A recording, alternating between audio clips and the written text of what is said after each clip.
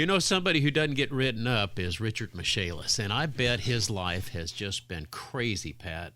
The rain has come down. We're still on the flash floods.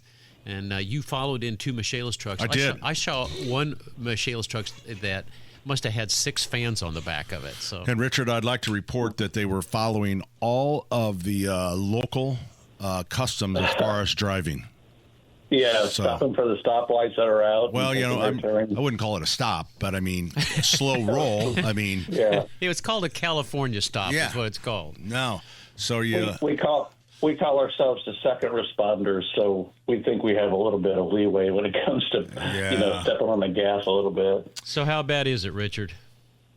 You know, I've been through it before, and I actually looked it up. It was September the 1st, 2003, I think, when we had a rain like this. So 22 years ago, we received 7.2 inches in 24 hours, and it feels like the same thing happening all over again. That was Labor Day, was it not? That was Labor Day. Yes, It was. You're right. You're absolutely right. Crazy.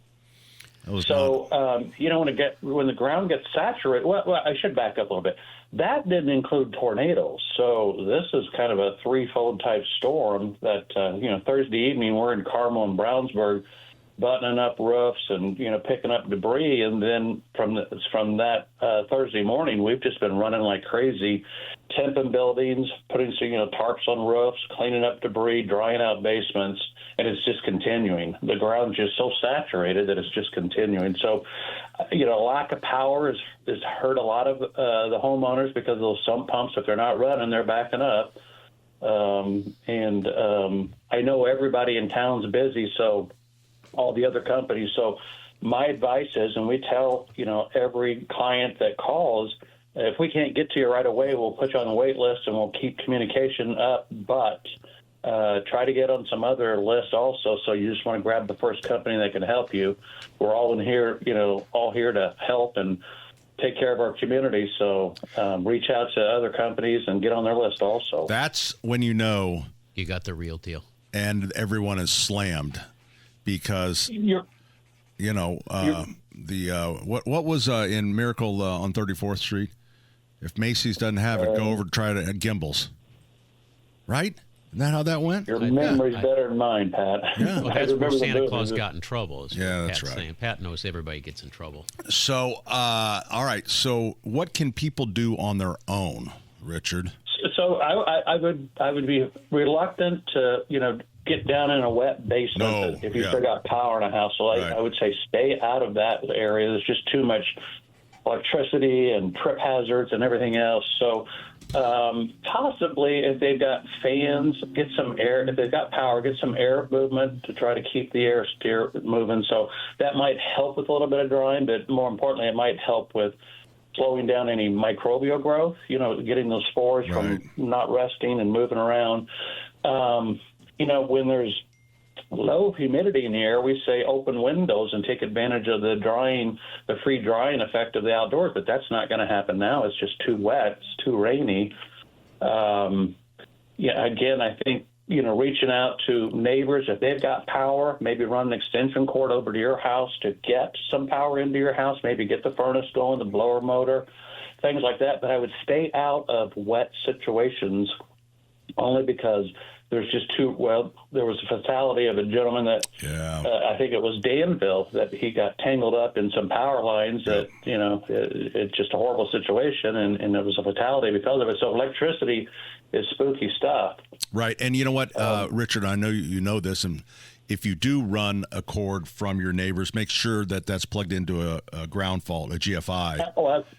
Yeah, absolutely. Yeah. You want to have the proper extension cord, and obviously the proper GFI or the receptacle from the neighbor's house. Yep.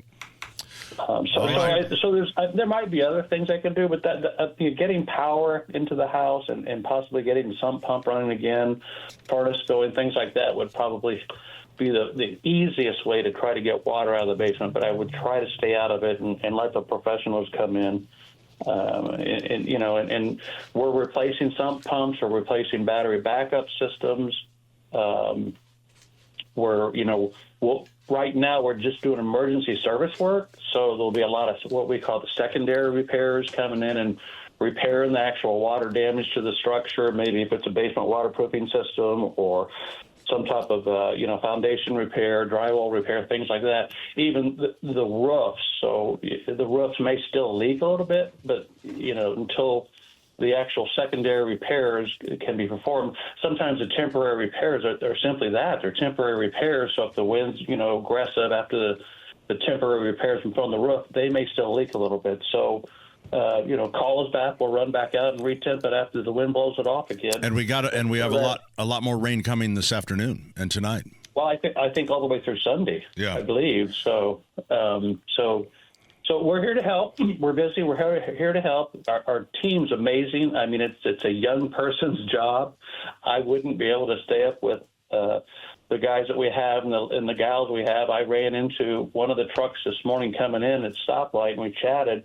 I know the man's had less than 10 hours sleep in the last 72 hours, and that's probably the whole team. So they're just amazing the way they have the energy and the ability to keep the Whatfield.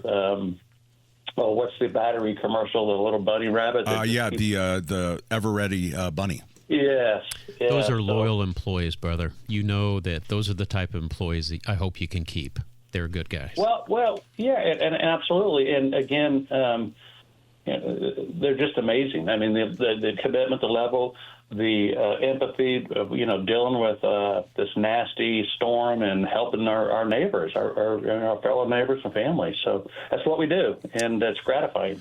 We had to train our plumbers, Richard, and I'm sure you do the same. You have to be so empathetic because when you finally show up, people are just desperate. They want to hug you and kiss you, and they want to do everything, but then they unload all of their frustrations.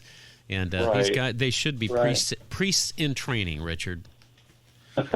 Well, there's a lot that's a stretch right there. That's a stretch right there. That is a stretch. All right, we're going to let you go so that you can hug and kiss your customers. And employees. Thank you. Whatever. See you, Richard. Right, see you, You're Richard. one of the good ones, man. The number 844-FIX-INDY.